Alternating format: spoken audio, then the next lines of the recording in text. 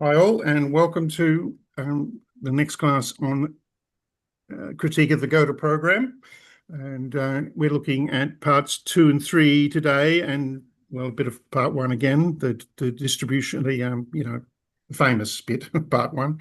And so I'm going to do a bit of revision of that, introduce parts 2 and 3. Then George is going to take over to talk, elaborate his notes on part 1 mainly, I gather, and then we'll do on the Jewish question in the second half.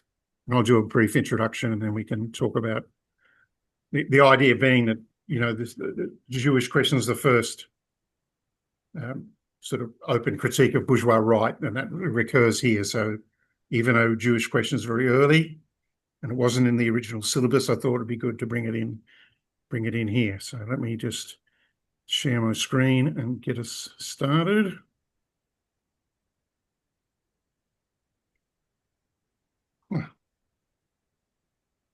There you go.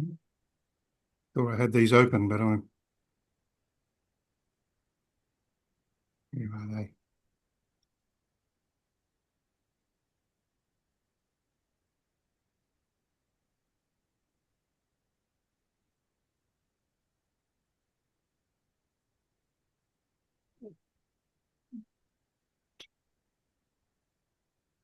Let's try.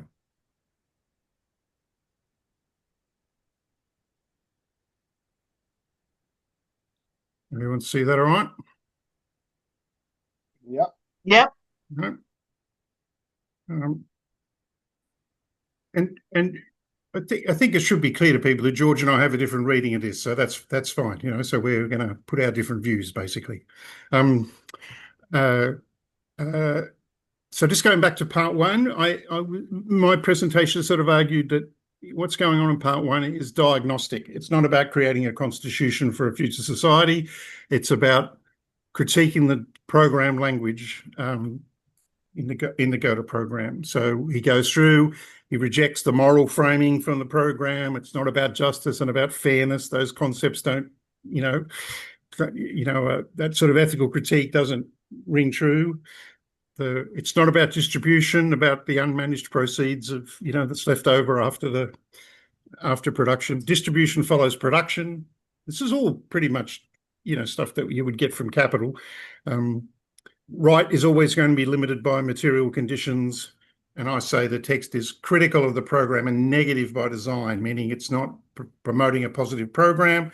It's critiquing the thing as an imminent critique in a way that capital is an imminent critique of mainstream economics, of bourgeois economics. So the bit I didn't really talk about last week specifically, but I thought I would this week since George is going to talk about it, and that's about labour and the proceeds of labour. So remember, it started off with labour is not the sole source of wealth, nature is as well. He talks about the undiminished proceeds and how, what does that mean? And it goes through the deductions about replacement and expansion and reserves. And basically is arguing that the language of the Gotha program is abstracting from the actual social relations of what's going on. The famous, lower and higher phase, this is why I come back to it because I didn't really address it last week, is supposed to be about, a lower phase and a higher phase in the post-capitalist society. So there's collective ownership. Marx says there'll be collective ownership, but equal right will still persist. Bourgeois rights will still persist. So equal rights, as we know, are formal, and formal rights, you apply the same standard to unequal individuals, whether that's their strengths or their capacity or their situation. If you measure everybody a formal standard, you just reproduce the inequality. I mean, it's a standard critique of bourgeois rights. It sounds good that you're going to treat everyone the same, but since people aren't the same, you just reproduce the inequality. If you give everybody $10, then nobody's position changes, right?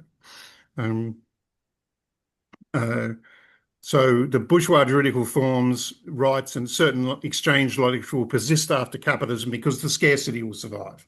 And this is I say, what he's talking about is structural limits, not a sort of stage that we need to lock in as, okay, this is a necessary stage, which is how it came to be interpreted. Hey, Shane, can I interrupt you for a second? Yeah, yeah. You used a word in contrast with equal rights. You said equal Mm, rights are formal, and then you said another kind of way of framing. did I say? Like the standard thing is there's formal rights, so everybody is equal in principle, and then there's um, substantive rights. Like, so we all have the right to free speech, but we don't all own major newspapers. So you can have the same formal right as Rupert Murdoch or whoever owns the media in England. Uh, but you don't have the same right to free speech if you don't have access to it. So there's a formal right and there's a substantive right. You know, what actual capacity you have to preach that, to, get your voice heard. That makes sense? Like, I know it's a standard critique, but I mean, did it make sense in the context of what I'm saying? So then the higher phase, like, and I think this is just conditional. I don't think it's meant to be a model, but this is the famous from each according to their ability, to each according to their need. This occurs in the text. This occurs only after there's full material development, only after there's abundance. Labour has to cease to be a compulsion to become life's prime want.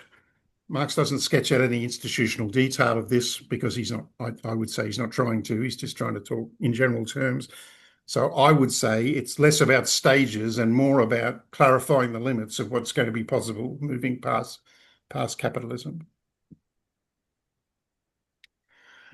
So moving on to part two, that's sort of a revision of last week. On to part two, this is, just some straightforward critiques about the language that's crept into here. If anyone reads those letters, with Engels and Babel, the positions by the Lassalleans are taken from Lassalle's ideas and pretty much imported into the program. And Marx and Engels are pretty pissed about this because the Eisenachers had a much more developed and Marxist understanding of it, but largely the language reflects the Lassallean view. So Marx is critiquing one of Lassalle's favorite phrases that there's an iron law of wages, and we just have to accept that workers will be forced to live at subsistence, and that will always be the tendency, and that's just an economic law, and you can't do anything about that. If that's why it then leads to why the socialist position in the Gotha program is it's about distribution, because you can't, on Lassalle's view, you can't change the other one because that's just a product of bourgeois economics. So it's all you can do is try to redistribute the wealth that's created. Whereas, of course, Marx thinks that the value of labour power and wages are historically and politically determined. So Marx rejects the idea of a fixed economic law determining wages, and you can't replace class struggle by a rhetoric of economic laws. Well, that is class struggle on the bourgeois side, but there's nothing we can do about these laws. This is just the way it is. There's no point in the struggle. Then he critiques the other idea of Lassalle's of state aid. So this is a little bit like, I don't know, I haven't read Lassalle's particular ideas of it, but it reminded me of Louis Blanc and the idea of workers' cooperatives that he was proposing, that the state would fund worker cooperatives that would eventually, come to control the economy. Lassalle's version is that the state would aid cooperatives, and that's what socialism would be. Whereas Marx says state loans aren't going to transform production. That's not how you transform production. The idea that Marx is pretty scathing, and mocks the idea that building socialism using state loans as if it was a railway. You could just, send the money out and collect the resources and build the railway, as if building socialism as a project of human emancipation can be solved by just the state or some plan. Instead, what we had is that in this program is the class struggle gets replaced by the social question, the question of inequality, fairness and justice and those sorts of questions. So from Marx's point of view, that's a regression from where the Eisenachers were. And class struggle gets replaced by administrative solutions, by a plan that delivers, socialism to the benighted masses. Yeah, just a couple of slides, Georgia, and then I'll hand it to you. Yeah, yeah, yeah, yeah. Yeah, okay, quick. Okay. Nevertheless, very positive concerning cooperative society Yeah. to the degree they are the self-determining product of the workers themselves. So it is not against the idea of cooperative forms of production, but it is against the idea of the state financing the operation of I cooperative see. society. Yeah. Okay. Yeah. Fair enough. Wiley, just quickly. Yeah, well, I have a little different take, if I understand you correctly. Um, yes, I think Marx is doing two things. At least I always view Marx as doing two things with Gotha, namely one showing the gross deviation from and the gross misrepresentation of this theory and the harm that it did to the interests of the working class. And to me, as I read it, I always thought, I mean, he's doing this in the moment. That is, in the moment when it's theory is formulated. And then I look back, and in my time, and I see the same mistakes being repeated over and over and over again. Um, with people who should know better, who call themselves Marxists. And that's the way I treated it because, when, like, for example, let's take the one about the state aid. I mean, who would call themselves a Marxist? Some SOB who says that the bourgeois state will fund socialism.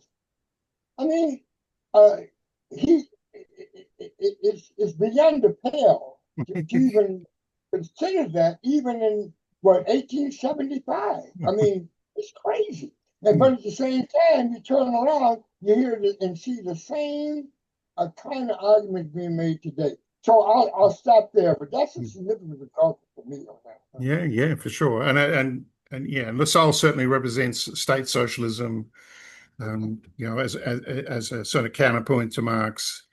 Um, and it would feed and unfortunately this program will win. This program will win. That it'll come in a different form, but eventually it'll become the program of the German Social Democratic Labour Party. Like where do we get to? Yeah, so it's whether you think of it as like a class movement or a sectarian movement. And Marx's program is about class and Yes. rather than Lassallean sort of sect. Um, it's workers who have to transform the conditions of production, as Wiley was suggesting. Oh, look, I did have that in there. Independent co-ops are valued, right? Just not state-sponsored ones. There you go. Okay. Right. So, as I see it, each section sort of removes a different illusion. So, part one dismantles the distribution argument. Part two rejects the fatalism about iron law of wages, and part three rejects the role of the state, as Wiley's just suggested. So self-emancipation is the central point, by the working class. So what I say, what I'm arguing, is that the trigger the Gotha program so far, because we've got to do part four, it doesn't elaborate a systematic two-stage theory of socialism. It doesn't propose a transitional constitution. It doesn't sanctify the lower stage as a kind of stable system that one has to pass through in the way that it became understood in this subsequent time. It's a warning about how bourgeois categories will persist after the revolution, and to the extent that it's sometimes this document is cast as kind of the last testament of Marx, then it's more of a warning than a blueprint. That's my take on it. So I mean, we can talk briefly about that, but it didn't take long, did it? Good. No. So you go, Wally. Yeah, I'd like to comment on that if I can. Yeah. I think you're absolutely correct on that. In terms of really arguing against the whole question of the blueprint. And for me, the decisive statement within that is where he says, he talks about the transition from capitalism to communism. I mean, he speaks only of the transition. He lays that out definitively, and he does a similar thing in the chapter of Capital, Volume 1 on exchange. He simply, I think he used the word structural limitations, which I think is a good one, to explain how Marx approached these things. And another place that it comes to the fore is in chapter 32 of Capital, where he talks about the numberless shades that property assumes as we go from one state's limit to the other. So what I'm saying is, Marx does not provide us with a blueprint, a quote unquote roadmap in that sense. He simply exposes to us the laws of development, the limits and possibilities of development. Yep. George is going to elaborate his view, and so we will hear the other side. Not that I'm like, I'm just trying to give people a sketch of what it looks like to me, and then then we go from there. George and I are engaged in a battle to the death over these things, but George sort of covered the first bit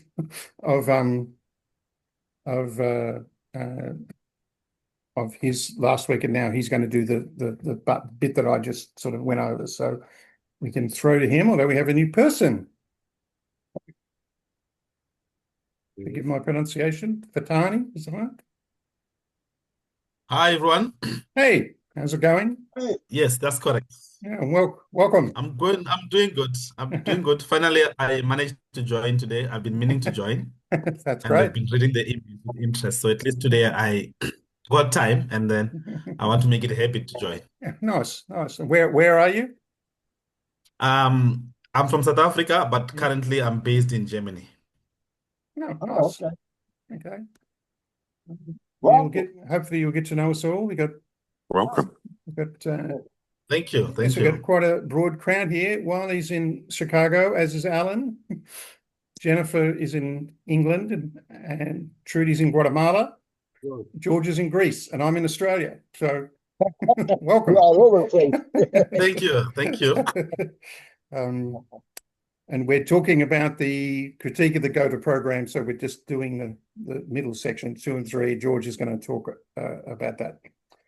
So Okay. over you go, George. Okay, I'm trying to find the PowerPoint.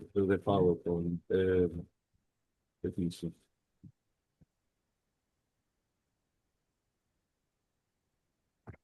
Excuse me, what's your name again, new person?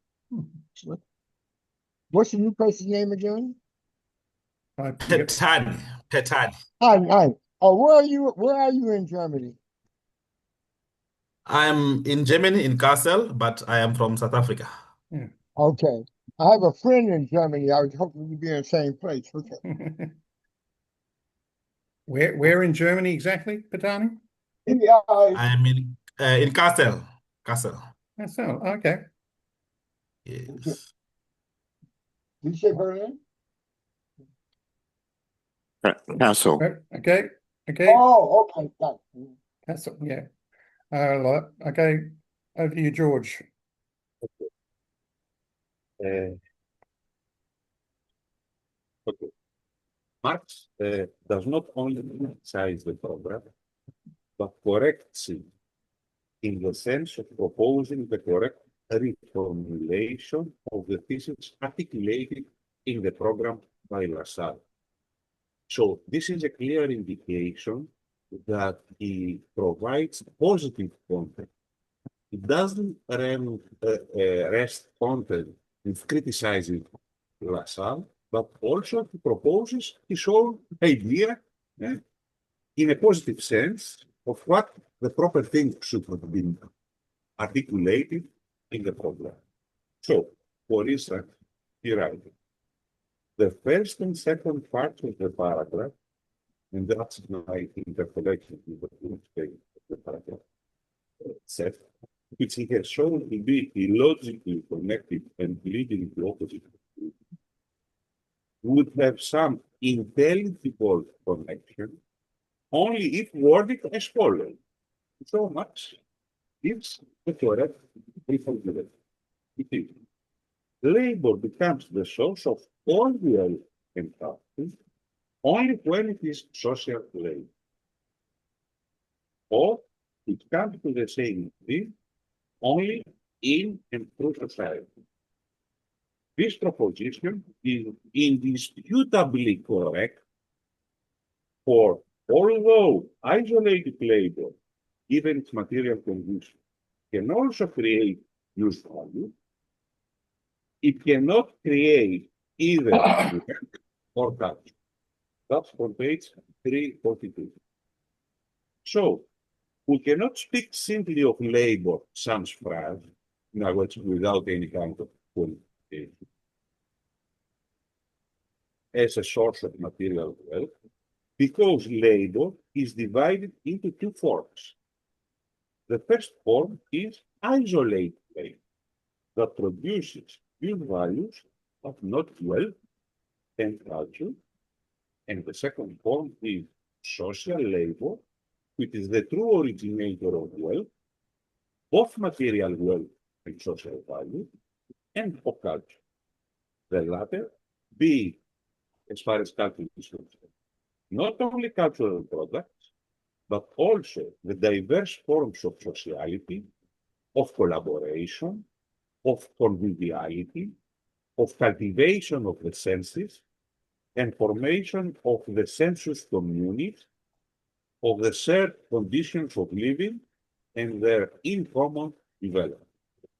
These are forms of senses produced by social labor.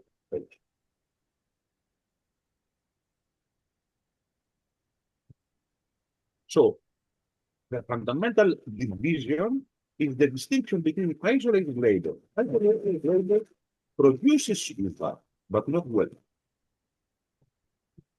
Whereas wealth is exclusively produced by social labor. This correct proposition that social labor is the source of all wealth in culture does not stand alone, but it has its dialectical counterpart in the following proposition that stresses the condition of class inclusiveness of society.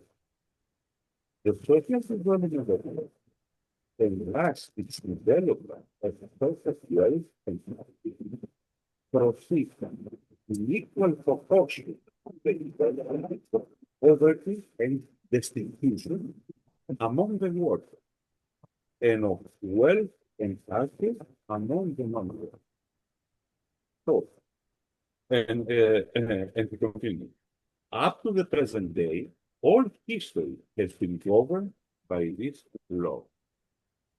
Now, we have an explicit reference here to the relative inseration theory of this. For anyone who used the red capital and the whole analysis around the question. Here you have a kind of repetition in a synopsis of this theory of relative integration of the working class. So, social labor, as it develops and produces all wealth and culture, suffers the impact of class existence, being impoverished and destitute in equal proportion, and that means the more wealth it produces, the less it enjoys of it, due to the expropriation of its social product by the class of non-workers. So, the class relationship, and I think this is very important in terms of, let's say, bourgeois forms of sociology that analyze class relationship. The class relationship is not a paratactical relation. That is, one class being next to the other or even one being above the other in a kind of special relation, but it is an antithetical relation. The prosperity of the one is the impoverishment of the other. So they do not share the same boat, merely living in differently sized compartments of the boat. I say that because a very common ideological proclamation by capitalist representatives in the economy, the public sphere, very much in the United States also, is the following. They say, only by lifting the boat higher, i.e., increasing the GDP or the social pie, can all of us enjoy the benefits of prosperity.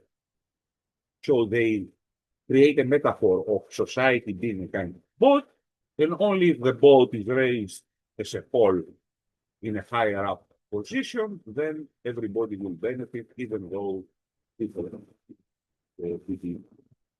So this is a complete error, let's say, in terms of what is the real class relationship that organizes like the reproduction.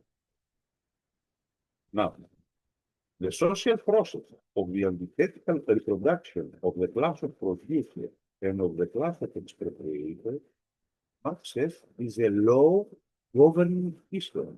So he's talking about a historical law, at least up to the present time.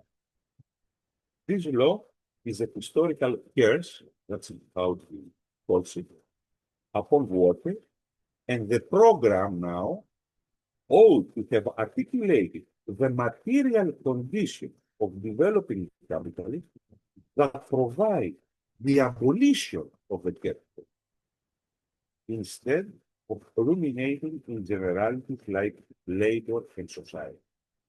In other words, he reprimands the analysis presented by Charles in the program, the political program, for not bringing out the objective conditions developing within capitalism that prepare the ground for its supersession, for its future supersession. Now, another major friction is expressed against the formulation that the capitalist class has the monopoly of the instruments of labor. This is a very important. The criticism, from a logical point of view, rests not on what it says, but on what it does not say. It doesn't criticize an explicit formulation by the program. He criticizes the program because he avoids saying things that ought to have been said. I quote, in present society, the instruments of labor are the monopoly of the landowner. The monopoly of landed property is even the basis of the monopoly of capital. And so I don't really think I provide some answers. In fact, is the monopoly of land ownership a precondition for the monopoly of capital of the United States? Why should the monopoly of land ownership be a necessary condition, a precondition for the existence of capitalist monopoly? In other words, having exclusive ownership of the land. Why does it connect the two? If you don't have a kind of, I can provide some kind of interpretation, possible interpretation, about the meaning of this kind of bring out. Is it due to the land ownership monopoly being historically prior to the genesis of capital? Is it due to the extended and dominant presence of agricultural production confronted by the original capitalist formation. So, before having, let's say, the industrialized form of production, like the capitalist mode of production, we did have a very widespread forms of agricultural production. So they perceive this form of production the very capitalist organization of the. This is due to the fact that land monopolizers had already set up the juridical framework of private property as monopoly possession of forms of wealth. In other words, landowners already monopolizing land and controlling the conditions of production had generated the juridical framework that establishes the primacy of the private property society. And on the basis of this juridical framework, capital was possible to get known term, also based on monopoly of private property. If it goes capital by necessity, it's especially located, and thus becomes engulfed in social conditions requiring monopoly of the means of production, like being able to pay rent. A capital unit must generate profit. And to generate profit, it must own its own means of production so as to extract certain value from the labor power used in production. So in a sense, the monopoly of land by landowner, which is a necessity for any kind of material production, obligate or compel capitalists to be able to develop, in order to pay rent and develop the production process, the capital production process, generate profit out of which pay the rent. So there's a kind of sequence. So these are possible interpretations, socio-material interpretations of what is the possible meaning of this conception or formulation. Now, the absence of reference to the monopoly of land owning is not a mere political theoretical but a political ideological side on the part of the party to only attack the capital class and not the larger one. So there is a kind of political ideological content behind the absence of reference on the land monopoly.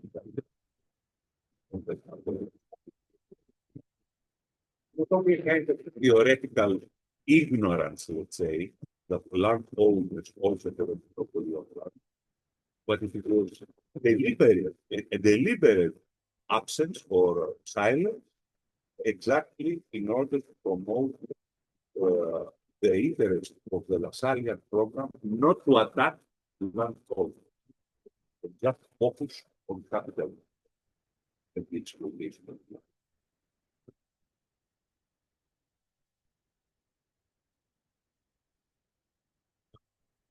Let's start now analyze the justification of the process of labor, the Lassallean programs.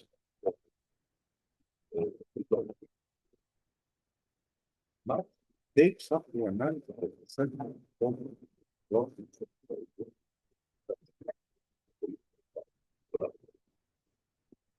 What are the problems? Are they the product of labor or its value?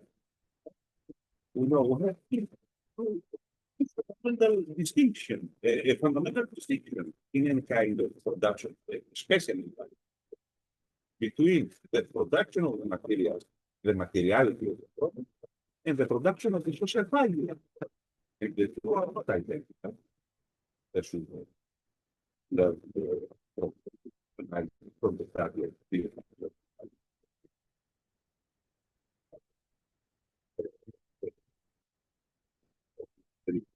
difference between the product and labor. The fundamental result of the labor theory of value satisfies that the material product produced is not identical to its value. The same material product may have different value, depending on its social position. So if you have two products that are the same product, but with different rates, the value for a product different from the one case to the other. The latter case is it the total value of the product or only that part of its value which later could create it over and above the value of the George, can I interrupt you for a second? I'm having Yeah. a really hard time hearing you. And so I'm Okay. just wondering, are you reading from paper that might be covering your microphone or something? Uh, Like there's something that causes you to like warble, so I can Okay. barely hear you. But Okay. it might not be proximity to the microphone. It could be something covering your microphone or something like that. Because you're not No, really moving. You're not really moving. It's just hard to hear. okay. I'm reading out of my PowerPoint. I'm reading the slides. So I'm reading out of it. I don't know if it is anyway, let me mention once again each of the point concerning what is the meaning of the process. What is Marx saying?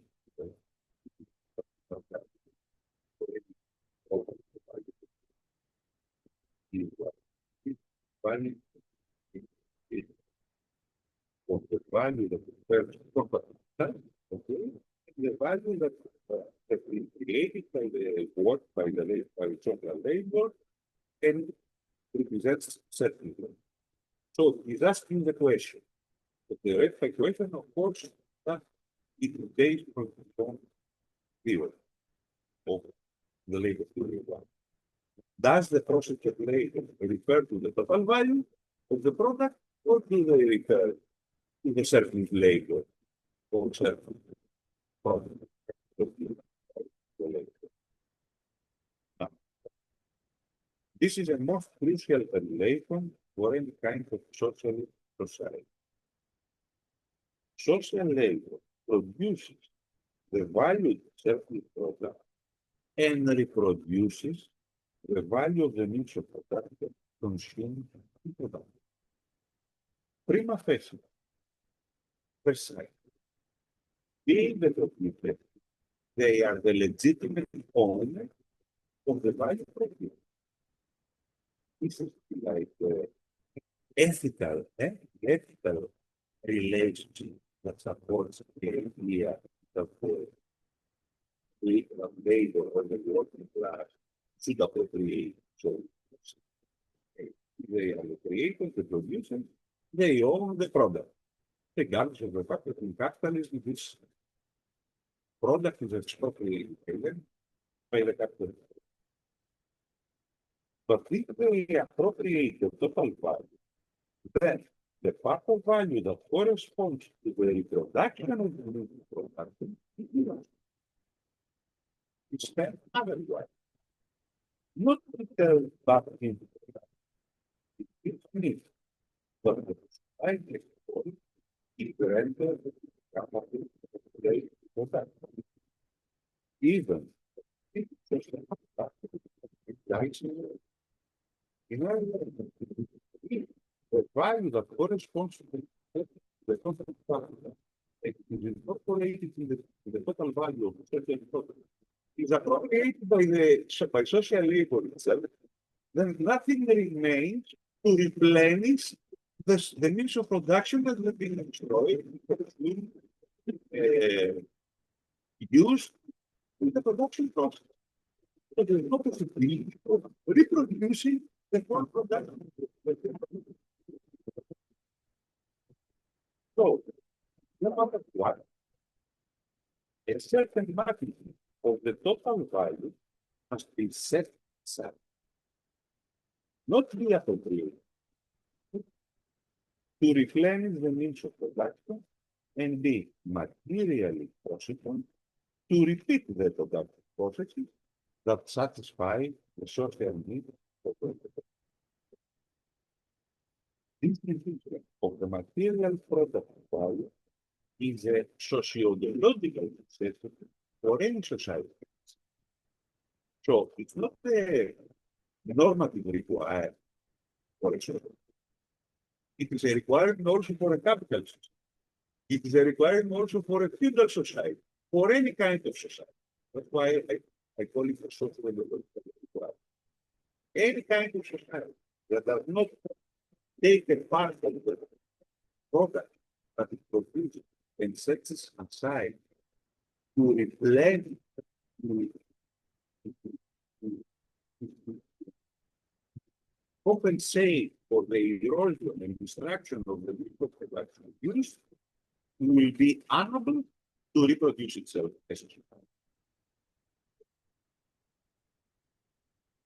We will see that how important is this for the very constitution of the communist society.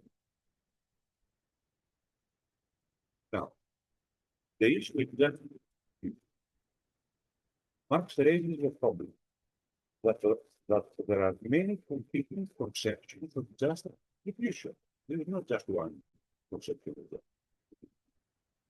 And this variety of conceptions depends on the class standpoint of their enunciator. Whether these are bourgeois, but not only bourgeois, but also socialist sectarian.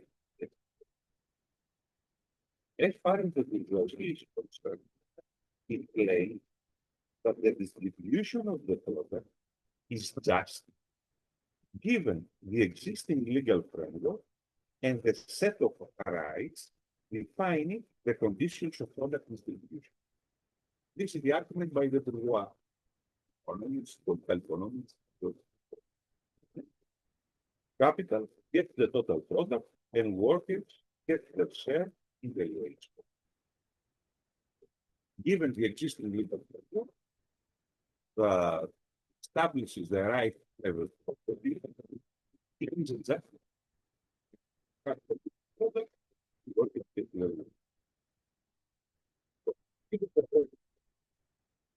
that all of the juridical system emanating from it.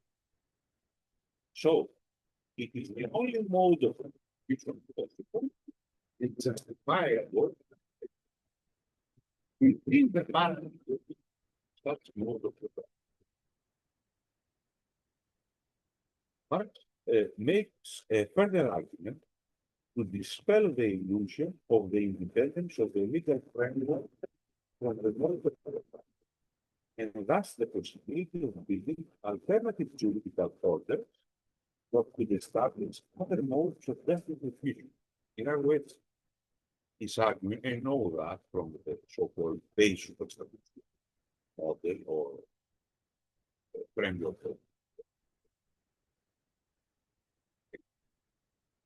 that the juridical framework, each juridical framework is unique and specific to the mode of production within which it is born. You cannot have 3 or 4 different juridical frameworks within the same. That means that you cannot see the juridical framework as independent. And on that basis, since it's not independent, you cannot create alternative juridical frameworks. And so create different forms of justification within the given society. So, yeah. Yes. Are economic relations regulated by legal counsel? Right? Or is the opposite not the case? That legal relations.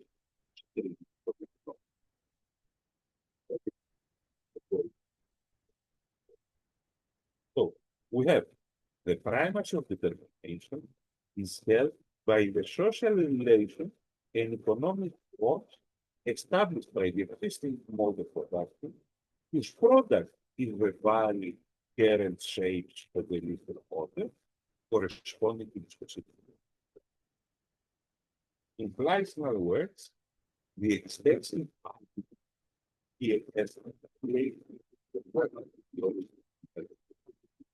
words that the so-called contractual forms are dependent and generated in specific mode of production.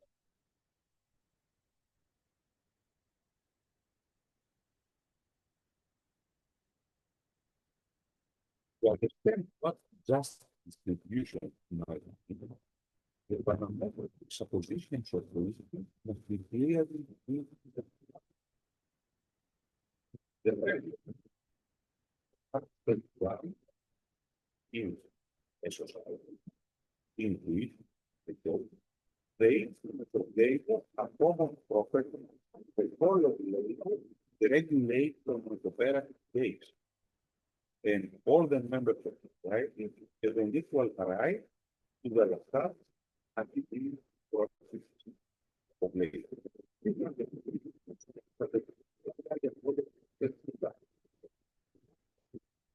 Es the text of the technical solution. Not all its members want. This was the idea. See, the consumption of the non-working software necessarily diminishes the undiminished process of labor. If the society consisted only of working members, then no kind of diminution in Lassalle's sense would take place. But this is not true. In any kind of society, even more in a communist society, there is a certain segment of the population that does not work. So this has to be fed, if you like, has to be reproduced. It's social. And that means that the part of the product will be taken out and show the undiminished practical labor will be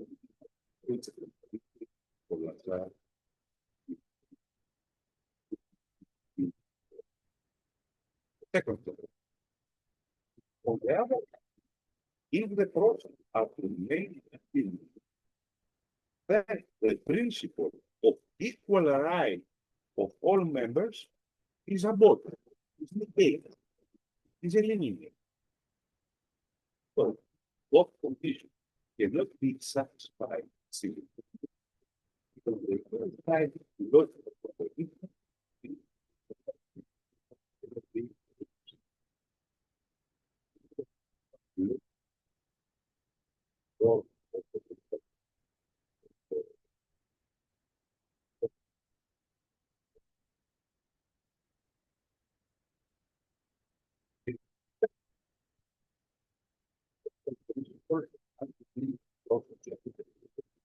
Yeah, it's tricky to hear you, George, and it's just dropped another notch. So I don't quite know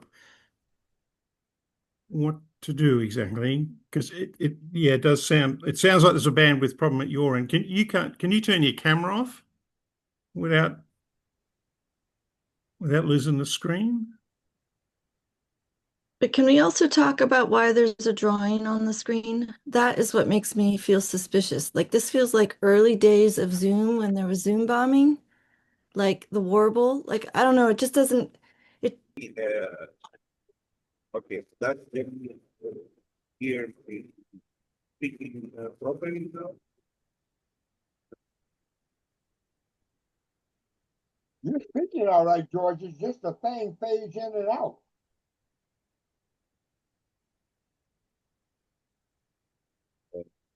But it's deeper complicated. With Not Lassalle, It's not you, it's the system. I don't hear well.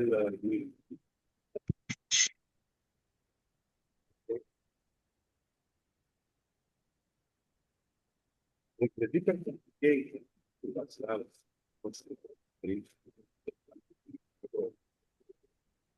but very good Worse. by showing that it's impossible to exist and at the same time it would regard the social and material criteria of allocation that all today I quote, the part of the matter is that in every worker is supposed to receive the anti-demons plus either cost.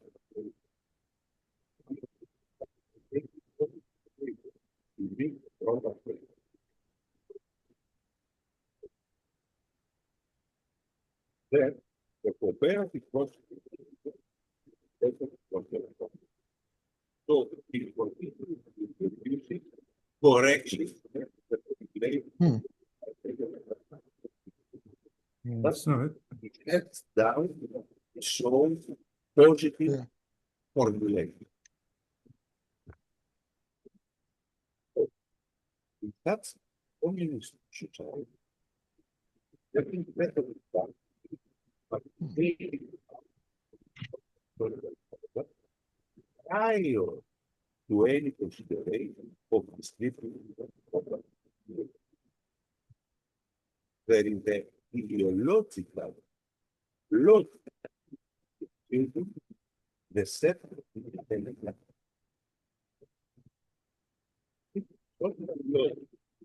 The end of simple reproduction and its further development expands social reproduction. Communist society, yes, it's production, not production for the sake. The fact that the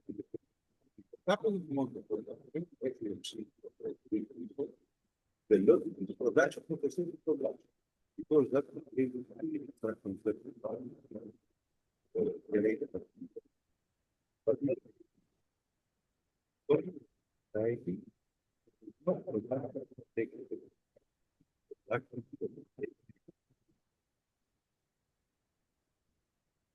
But production for the sake of society is clean of social the expansion and the creation of social infrastructure that make possible flourishing the whole.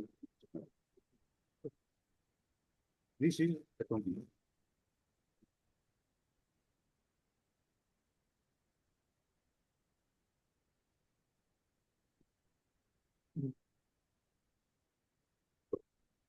We enter now this most important theme. Much all special presentation in this chapter of what are the necessary deduction of what must take place in a communist society.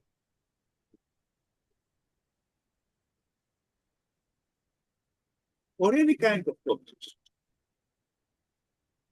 At least in being in what the first in the first phase, it's called the project. Society that is born takes possession a couple of companies. There are 6 basic categories of production or principles of distribution of the total social product in the spirit of production and consumption. 3 categories for each. Now it's presents 3 categories for the sphere of production and 3 categories for the sphere of production.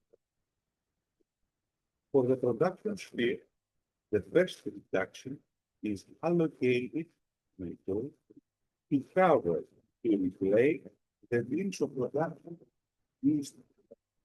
This requires the total capital consumed in no production cost. Given that this communist society follows upon the developed capital, this means an achieved high organic composition, survey that the portion of replacement of the heat takes up a sizable part of the total product. We are not discussing about the supersession of the capitalist society that is in we are talking about highly developed capital. That means that the organic composition of capital is at a high level, which means that a great share, a great portion of total capital is used during the productive process and can be explained.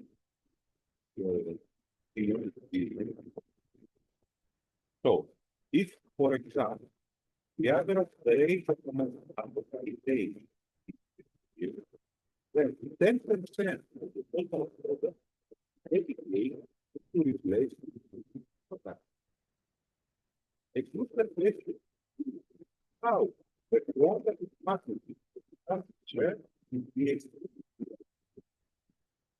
the solution is the estimation of the magnitude value term. The value can be expressed in monetary form, taking a price form. Since there will be no prices of production in this communist society, we don't have prices. Now, we don't have a kind of rate of incorporated price. We are not going to have any commodity anyway. And that modify value in accordance with the average rate, then value will coincide with price. Furthermore, since value's essence is the total amount of average abstract labor time spent, then value can be directly measured as the magnitude of total labor time spent, and the means of production can be the magnitude for the means of production can be calculated in terms of accumulated labor. In other words, how much labor is incorporated as dead labor in the means of production. And on that basis, we can estimate how much of what is the portion of the quantity portion from the total circular product that can be returned, that should be returned back to the production process to replenish the needs of production. You can do, in other words, the calculations in terms of magnitudes of labor time accumulated and created by the labor. Differences in social productivity do not come since the estimation takes place on the level of the social totality. It is a total social product that we engage with. Certainly. We don't care about different forms of productivity in one area or another area, in one branch or another. We have the total social product produced by the society in a given year. So whether we have a difference in social productivity do not count. Because the estimation, the calculation is taking place on the level of the social totality of the total aggregate of the social product produced.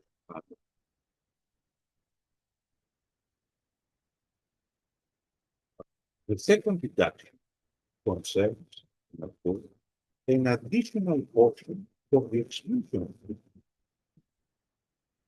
This category provides for the expanded reproduction of society. It presupposes two things. Since it is a hypothetical portion of the product, not objectively determined like the replacement of the needs. In other words, the determination of how much of the needs of production can be consumed during the annual production process can be objectively estimated. But how much should be devoted for the expanded reproduction of society is hypothetical. It cannot be. It can only be subjectively determined. Okay. Nevertheless, presupposes some necessary conditions for its evaluation, for its calculation.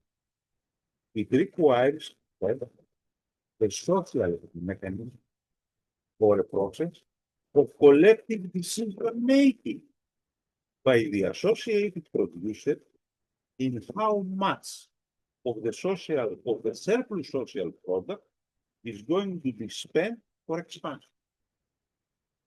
So the associated producers must come together and decide perhaps 5% or 10% or 15% of the total social product must be set aside and be invested in order to expand the production sphere. And the second condition is an estimation of the magnitude of the social needs of society which remain unmet. And so they can be fulfilled by the corresponding expansion. In other words, when we have achieved the transition from the capital society to the socialist society, that does mean that in the new socialist society, all social needs of the population are being fulfilled and covered up. Surely there are great areas of social needs that are not satisfied. So the socialist society, the new socialist society, must decide that I should spend a portion of the total social product to expand the production in order to cover the unmet need of the existing population. Okay. This is not an objective method. This is a rational requirement. That's why I say that in Marx we see the concrete expression of social realism. In how a socialist society must organize its material and social form of organizing. In this case, a collective deliberation of hierarchizing, prioritization of need satisfaction must ensue. In other words, not only which needs are unmet and have to be covered, be taken into consideration, but how much is the demand for such needs and which are most important, most essential to prioritize because you cannot satisfy all the unmet social needs. For example, priority of nutritional feed than supporting mobility needs. In other words, part of the population may have need for mobility, for increasing its mobility need, having, let's say, more developed transportation systems, but some other part of the population, which is more poor and not well fed and doesn't eat well, may need, surely it will need to have an increased access to means of subsistence in order to feed itself. So you have to evaluate and balance these different social needs that have to be fulfilled. And this must be the product of collective deliberation on the part of the producer. Do we try to raise the level of feeding of the population to an equal percentage, to an equal level, threshold, or do prioritize other kinds of social? Now, the third deduction concerns the formation of a reserve or insurance fund in case of accidents, disruption caused by natural calamity, etc. This shows that Marx has societal foresight and a basis of mitigation of the adverse impact of the climate crisis on society. Because there are certain arguments criticizing Marx that he didn't have any kind of consideration for the climate and the impact of the climate in social life and so on. clearly we see here that he takes into consideration the possibility, because such possibility was a reality also in social history, of natural disasters, destroying, destroying, let's say, dimensions of social life, impoverishing the population, and so on. So he claims that it is necessary to have a certain action in order to meet possible natural disasters and other kinds of things or calamities that may take place. It presupposes also, and this is important, a scientific forecast of risk management of future adversity and a pre-design of possible social trajectories of organizing or restructuring the production sphere. In a certain sense, Cynthia is not here, but we can connect this kind of production with the strategy of the Chinese to give special interest in the investment of backup infrastructure in their new 5-year plan. Okay, this follows this kind of logic. Out of this third reduction, that we have to have in mind the possibility of certain disasters happening in the production process. So we have to prepare for backup infrastructures that will be able to help in case that the front line production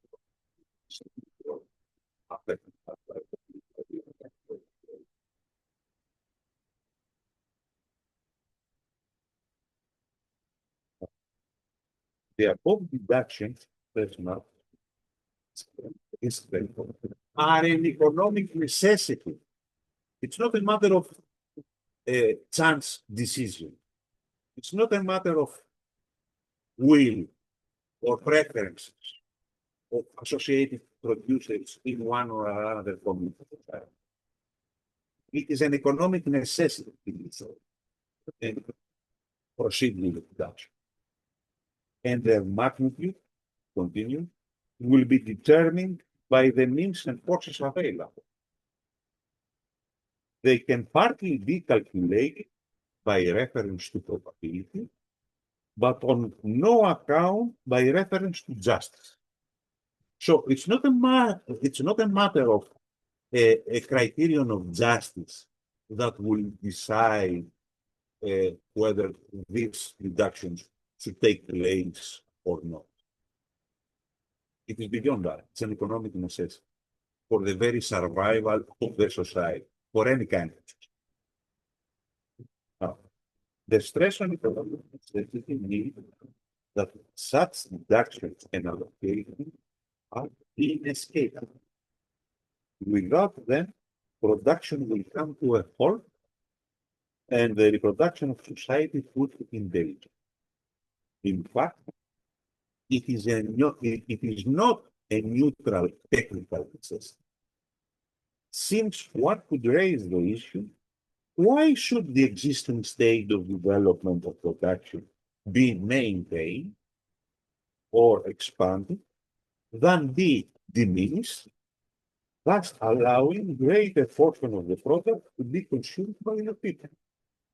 In other words, someone may raise the question, or an argument, a faction, a part of the population may say, why should we care about the reproduction, the expanded reproduction of society, and so allocate a portion of the total social product to such a production, and not just use it for our own consumption, regardless whether society will be capable to achieve its reproduction? So, doesn't go into this kind of format. So the hidden presupposition here is that the maintenance of societal support takes precedence. And since its material condition of possibility is the reproduction of the production sphere, this must be ensured above all. It is not a matter of justice, since it does not refer to principles of distribution of the product to the members of society. In other words, principles of distribution and of justice principles of justice may enter the sphere of distribution, not the sphere of the reproduction of the society. This is a matter Just of going to say, George, like the sounds improved, but that's been an hour so far. So how long? Okay, let me.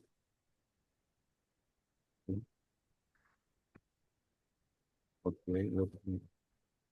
I have 6 or 7, maybe it's 20 minutes or something like that. Yeah, okay. Okay. Now, we go into the sphere of consumption. Marx says, there remains the other part of the total product, designed to serve as means of consumption. But before this is distributed to you, the following further deductions must be made. And this is a positive recommendation or advice or whatever on the part of God. As far as what the competent society must be doing. So even though we have entered the sphere of consumption, the prioritized deduction do not refer to individual distribution, but the support of collective societal function. A deduction must be provided that covers the general cost of administration, not directly appertaining to that. This part from the output. So the very significant will be in comparison with the present. It will be needed commensurately with the development of the new society. So the obvious target here is the bureaucratic apparatus of the state. It shows that Marx was not a great fan of an expanded state society, since he says some deduction taken from the total product in order to expend it on the administrative cost. But this amount of expenditure must be getting lower and lower every year. So not have a kind of aggrandizement of the bureaucratic state, but rather its diminution as the society proceeds in time to develop its sphere of production. But it is a necessity to provide for the cost of trade to avoid disruption in the production process and the social institutions indirectly tied. This portion will be put in a social path of diminution. This is the famous withering away of the state. So we see clearly here, a reference to this kind of withering away. And withering away doesn't mean abrupt elimination. It means a gradual elimination of the state by minimizing also reproduction. But if the associated producers decide otherwise, if the matter of arbitrary predilection of Max part, all is based on social law. Notice that the diminishment of administrative costs proceeds in tandem with the development of them. So the society at hand is in an initial phase of communism, having inherited the forms of development of the superseded capitalist mode of production. Now, wait. This new communist society is not a static society. It is a society that undergoes social development, as all hitherto society we have in society in the history of.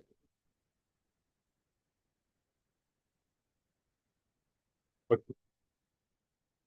and I quote, because this is a piece of reference that Marx is talking about the communist society.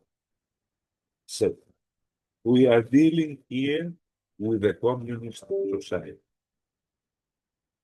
not as it has developed on its own foundation, but on just as it emerged from that position. So he puts down which is social issue.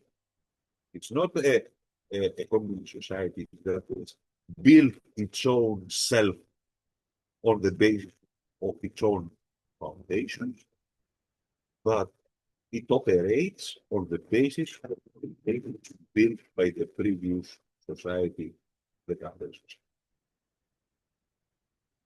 And so it has to take account of this kind of thing. The production, this is a further deduction. This deduction concerns the satisfaction of communal needs prior to individual ones. And he said, the amount set aside for needs communally satisfied, such as schools, health services, etc. This part will, from the outset, be significantly higher, greater than in the present society. It will grow commensurate with the development of the society. So this provision introduces a theoretical distinction of the structure of needs between communal needs and individual needs, because this deduction of the consumption part or from the total social product concerns satisfaction of communal needs, not individual needs. Individual needs will come afterward, after the deduction for the community. And in the communal needs, Marx refers to health, education, and so on. And this should be getting greater and greater as years pass by. One could claim also, one could raise the claim, why should society make social expenditures on education following the logic of the Enlightenment program? Or even not let educational expenditures be a personal choice of the individual himself or herself. In other words, the idea that Marx introduces here, that it is a necessity to conceive of education as a communal need of society, is a product of the Enlightenment project. Of the bourgeois Enlightenment project, if you like, which says that we have to provide universal education for the people in order to be able to generate, to have autonomy and be self-determining creatures. This is the idea behind provision, universal provision of education to humanity. So Marx adopts and follows and deepens the Enlightenment concept. He doesn't say, oh, look, education is not important, it's a bourgeois institution, let's forget about it. Or let the individuals decide whether they want to have themselves or the kids educated or not. He doesn't say it. He doesn't take up this kind of line of argument. That means education, provision of education, year after year. So there is a whole underlying Marxian philosophical outlook concerning the role of pedia, Bildung in German, which means broad education, holistic education in the psychosocial and ethical maturation of the social entity.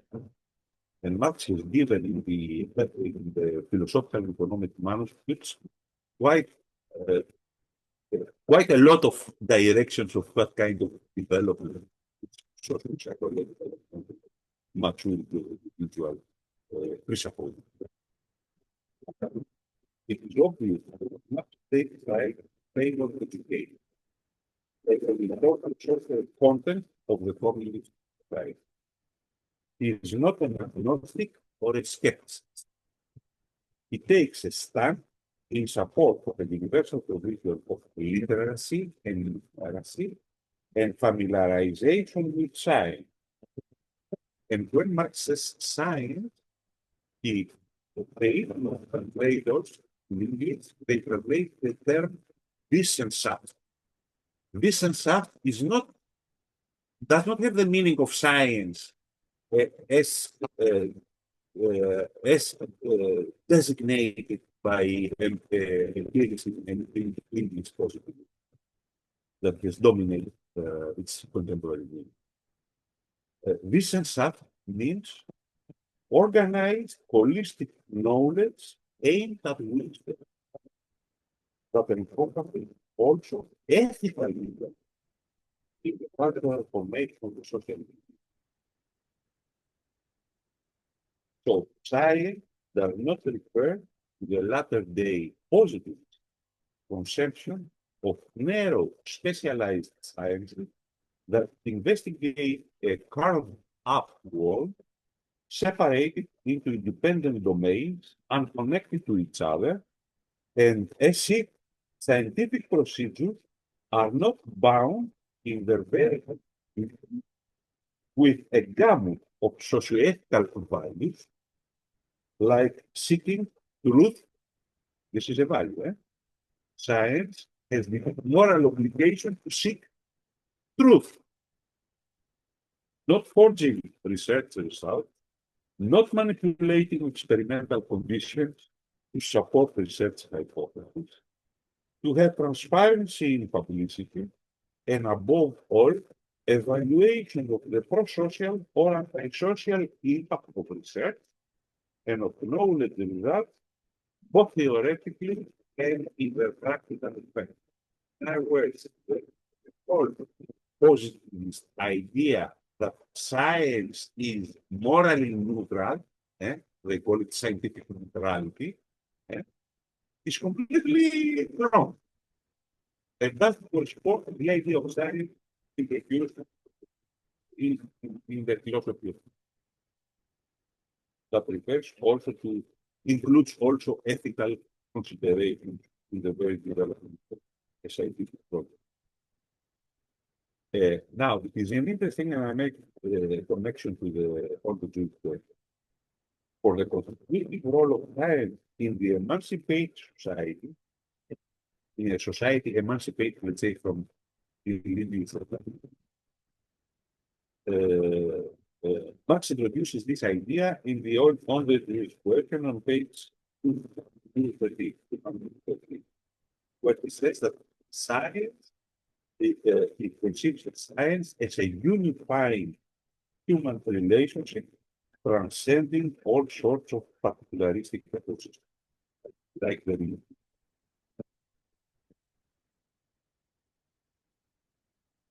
The third deduction is of great importance. The formation of a fund for people unable to work, etc. In short, but what today comes under so-called official relief.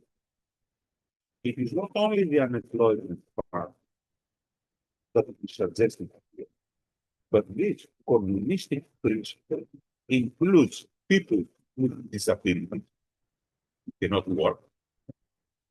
And most of all, the social security of the work retirees. Okay, so given the prevalent socio-demographic trend in developed capitalist society of pensioners, retirees, and third age people constituting 1/3 of the population, of necessarily inheriting this kind of socio-demographic structure by the socialist society, an incipient communist society should allocate a sizable fund for social security. For otherwise, the alternative is to let them die. They are not working. They are not. They don't belong to the associated producers. They are people who have already worked, and they are retirees, pensioners, or disabled, and so on and so on. And this take a considerable share in the social-demographic structure of developed capitalist society, which is going to be inherited in the incipient communist society as a structure.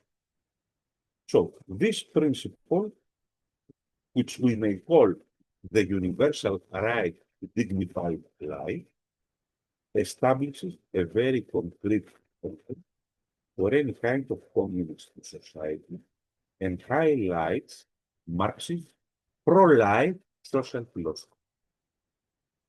In capitalism, on the other hand, capital forfeits any social responsibility for the subsistence of its surplus population. In other words, in the reproduction of the capitalist mode of production, it creates surplus population. And capital comes forward and says, I don't have any social responsibility to provide subsistence for the surplus population that are ousted out from the production process. Well, let society do that, or we don't care about it. This is the opposite takes place in the communist society according to Marx. It is a necessity, a social necessity or social ethical requirement, imperative, to take care of your non-working population. And so a deduction from the total social product should take place prior to satisfying individual needs. Now, this cluster of necessary prior deductions diminish the undiminished proceeds in the mind of Lassalle and of the product. Certain portions of the deductive parts of the total social product are returned back to the individual societal members, for as a member of society, the producer still receives, directly or indirectly, what is withheld from him as a private individual. Now, I may stop here, not to have a discussion. I have just 4 slides, 5 slides that I can present next time, because we go into the logic of the principle of distribution of rewards according to the labor input that the workers, the associated producers, give to the society. And we have interesting theoretical developments coming. What we stop here, we have the discussion. And Yeah, okay. say George. you and do it next week.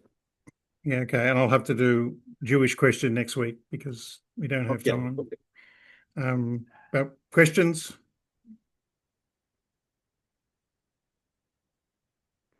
Wiley?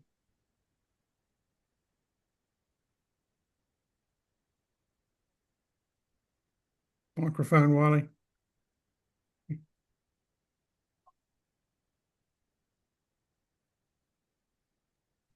Am I unmuted?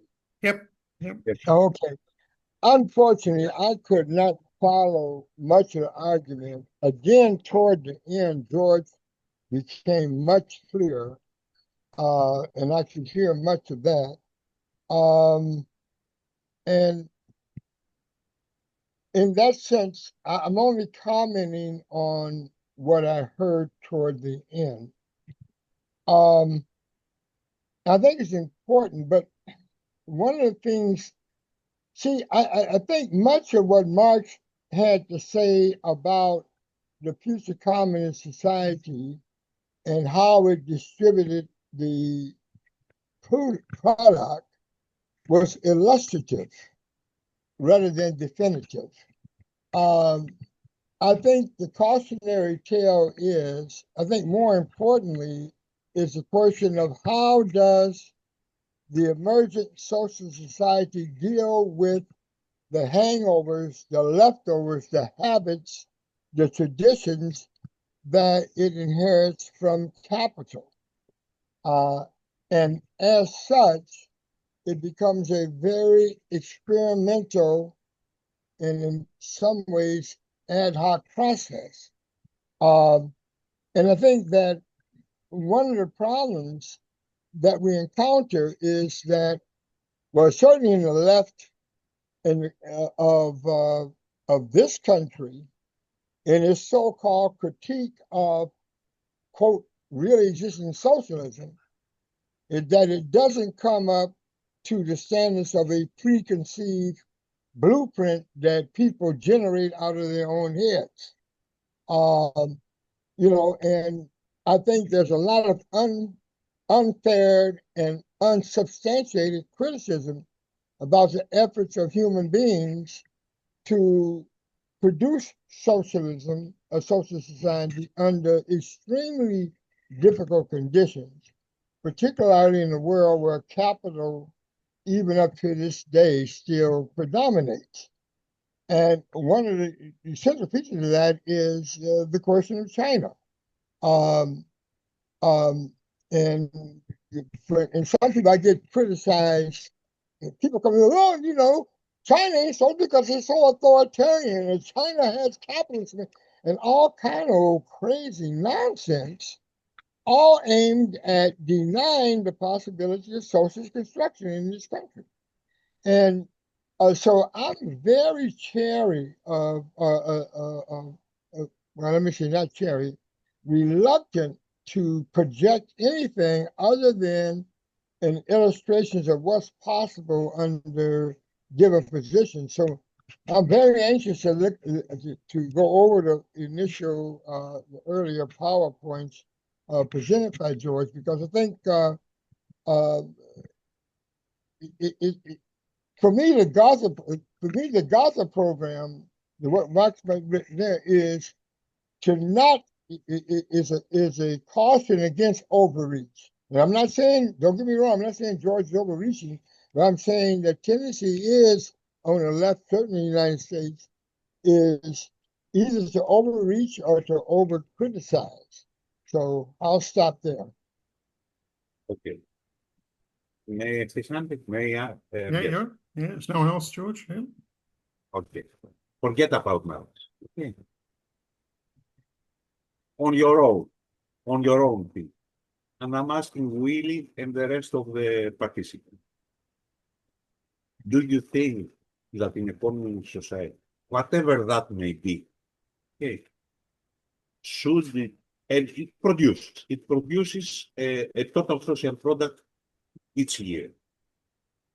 Should it take a deduction out of this product in order to replenish the means of production that have been consumed? Forget about what Marx is saying. That Marx says, yes, we have to do that. That society must do that. Any kind of society must do that. What is your personal opinion? Yeah. In terms of reason. Yeah. That's obvious on his face. That's obvious on his face. You don't have life without reproduction. I mean, reproduction. Okay, good. Yeah. Good. Yeah. So, okay, so we have something definite, something determined. We have a determined deduction of the social product in order to replenish the niche of production. Another question. Do we have, forget about now, should we have a portion of the social product set aside in order to help to increase the production sphere, to produce more products to satisfy unmet social needs? What is your opinion? But George, the way you formulate the question is should, like I have a choice in the thing. There is no choice. That's the nature of reality. Yes, exactly. That's what Marx is saying. Yeah. He says I it's mean, an economic that's the point. necessity. No, I'm not arguing with you. I'm not arguing with you. What you're No, saying, don't argue with me. I just want to see why you have this kind of reservations, let's say, about the content. We are talking about the content of the community. These are social content. We're not talking about the thought. yeah, We but are we're talking about a development moving from one level and the limitations imposed by that level to another level. We're talking about the new coming out of the old. You know, yes, these things are yes. already preconditioned by what I'm saying. Development, you're describing an objective process of development. My argument is how some people distort that to try to predict the future.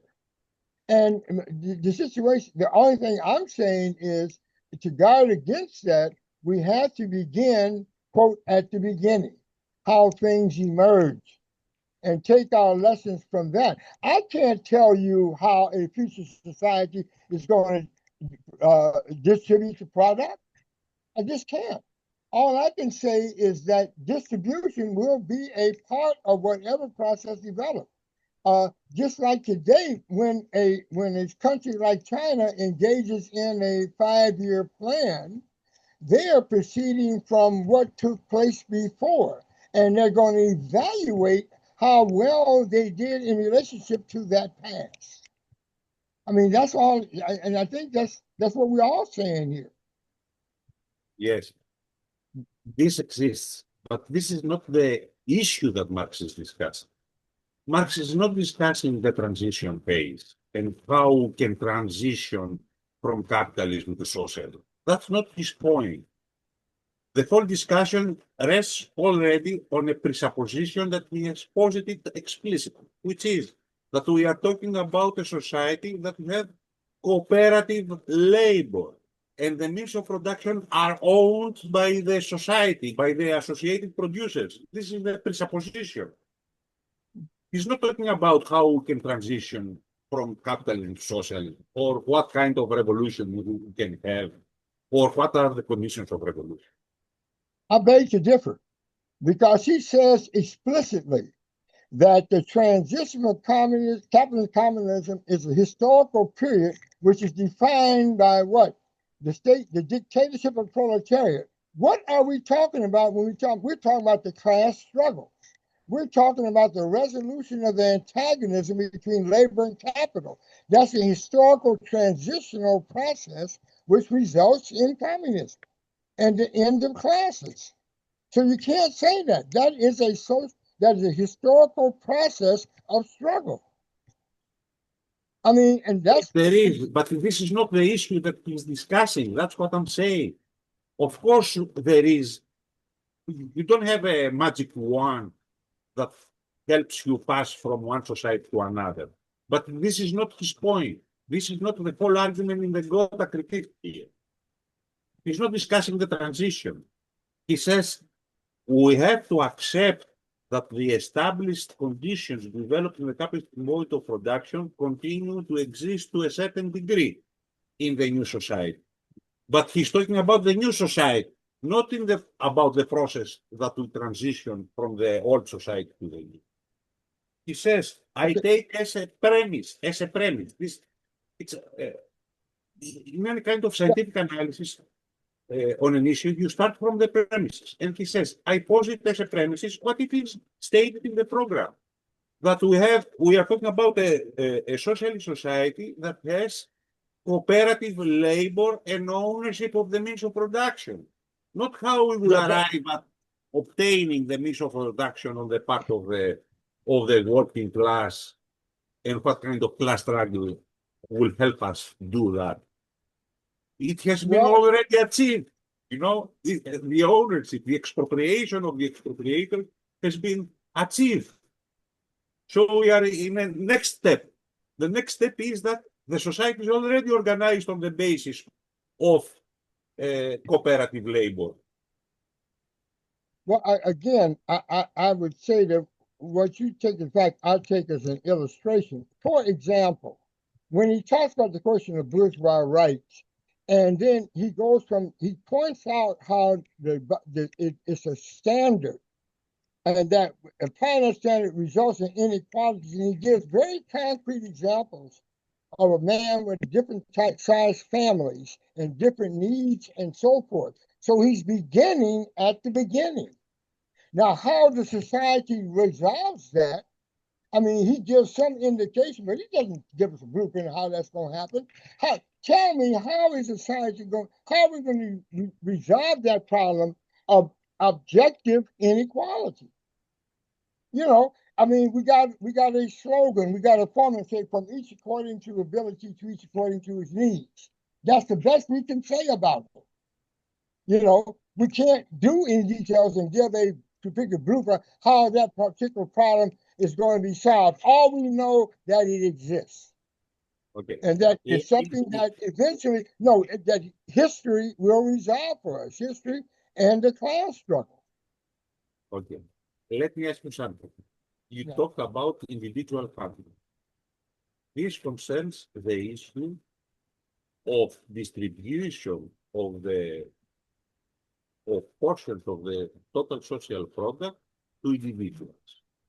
Mhm. But Marx discusses this relationship of distribution by the end of the argument.